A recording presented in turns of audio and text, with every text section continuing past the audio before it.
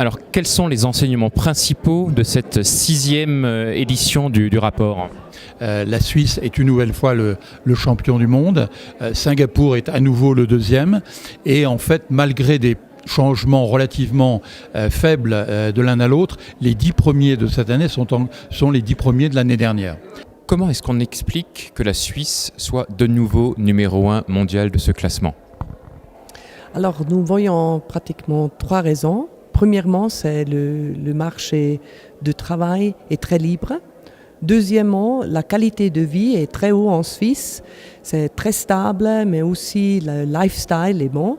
Et troisièmement, c'est le système d'éducation dual. Alors, ça nous permet d'offrir, d'apprendre toute la vie.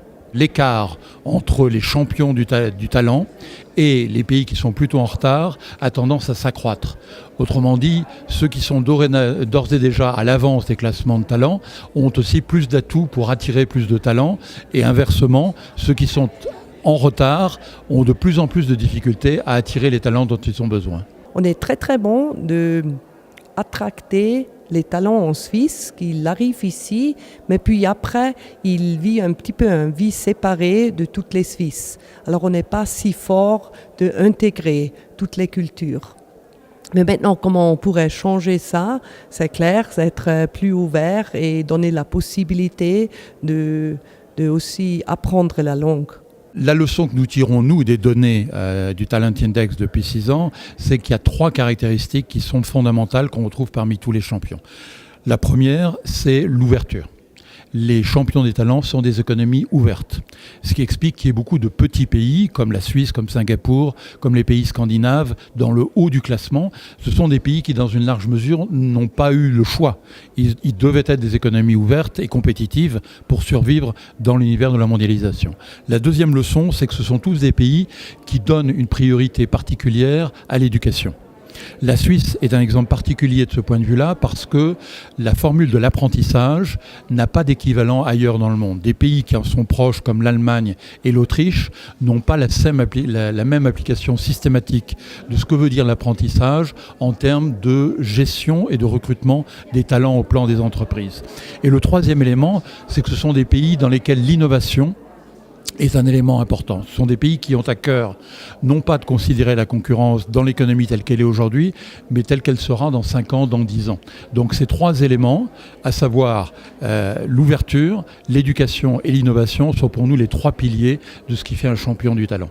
Et la place des femmes alors, sur quels aspects on peut travailler pour améliorer leur place dans l'économie et donc dans l'attractivité des talents ?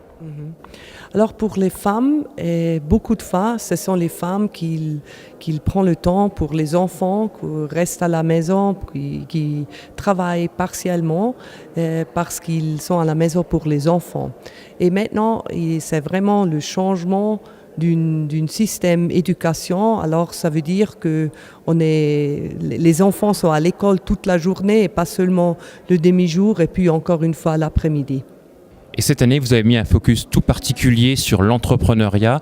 Est-ce que vous pouvez nous expliquer pourquoi est-ce que ça compte, même pour des entreprises, pour recruter des talents au sein d'entreprises ? La quantité de talent entrepreneurial est fondamentale. C'est une qualité qui doit pénétrer l'ensemble de l'organisation. Alors c'est plus facile quand on parle d'une organisation de 30 ou 50 personnes.